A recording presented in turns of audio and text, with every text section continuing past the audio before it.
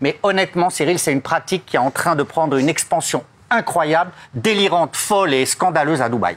C'est vrai que nous, en tant que candidate de télé, on reçoit souvent des propositions qui sont avec des sommes assez astronomiques. Ça, c'est vrai, ça nous arrive souvent. Genre, on reçoit des trucs genre pour bizarres, des grosses sommes pour envoyer des photos de pied ou pour... Photos de pied? Ouais, j'ai déjà reçu des propositions jusqu'à 5 000 € pour une photo de pied. 5 000 € pour une photo de pied? Moi, j'ai des pieds moches, donc ça vaut pas le coup. Le dernier mail que j'ai reçu, ça doit être 50 000 € pour faire un voyage d'une semaine à Dubaï.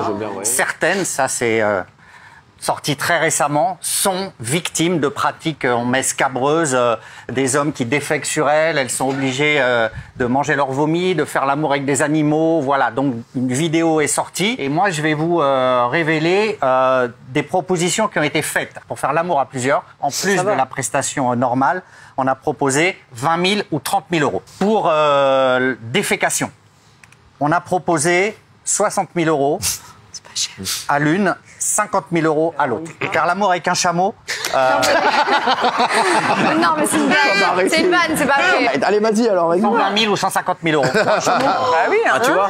Non, c'est des jeunes femmes à qui on propose d'acheter la vie. C'est-à-dire de devenir les esclaves de quelqu'un. C'est des hommes qui dépensent entre 10 000, 20 000, 30 000 € par mois. Et ils disposent de jeunes femmes quand ils le veulent. Ils les mettent dans un appartement. Ils peuvent venir les voir quand ils le veulent et leur imposer des pratiques délirantes. Et pour crédibiliser le piège, entre guillemets, parfois on propose la voiture de luxe, le chauffeur, et aussi j'ai vu des témoignages où une journée ou deux de shopping illimité à Dubaï. Là, ça se chiffre en dizaines de milliers d'euros dans toutes les boutiques dont vous rêvez, c'est-à-dire les plus grandes à Dubaï. Gilles, le mode opératoire, c'est quoi? On invite ces jeunes filles. Oui. Donc après, quoi, on leur prend leur papier? Alors, c'est beaucoup ça. C'est-à-dire que... C'est ça qui est grave, c'est ça qui est grave. C'est-à-dire que ce sont des vrais réseaux. Soit ce sont des jeunes femmes qui sont... Pourquoi on leur prend leur papier? On leur dit, donnez-nous... C'est une fois qu'elles sont dans la chambre d'hôtel, elles se retrouvent, elles viennent pour une soirée avec un milliardaire. Une fois qu'elles sont à Dubaï, soit recrutées de l'étranger pour venir à Dubaï, soit aussi sur place. On m'a décrit des jeunes femmes marchant dans la rue qui sont accostées par des gens.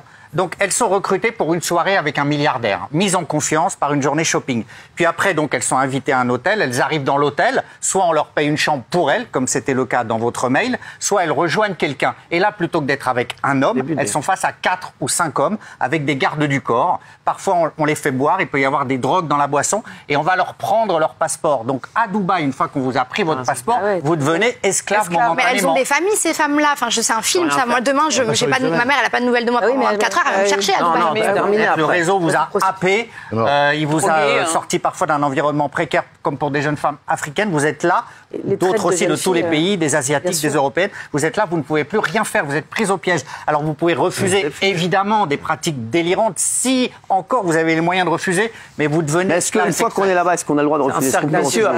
Vous pouvez refuser, oui, vous pouvez refuser les pratiques scabreuses, délirantes. Mais après, une fois que les 4 hommes sont là, j'ai vu des enfermé dans une chambre avec 4 molosses. C'était quoi les témoignages? Des témoignages d'une violence absolue, c'est-à-dire pénétration par plein d'hommes, par des objets, violence. J'ai même lu un témoignage d'une jeune femme qui dit « J'ai été brutalisée, on m'a battue, et pour que je me taise, on m'a donné une mallette en plus. » Vous vous rendez compte? Battue, on lui donne une mallette de billets, la mallette était en dollars. On vous donne une... Je bien entendu, pas du tout. Mais c'est une manière de dire, ces gens-là se sentent tellement en impunité, voilà, on t'a battu, prends cette mallette et tais-toi, ce qui est fou. Et puis là-bas, quel recours vous avez? Honnêtement, quel recours vous avez?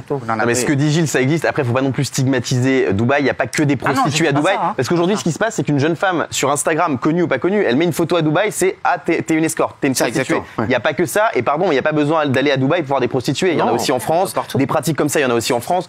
Donc je pense qu'il faut faire attention, pas associer ça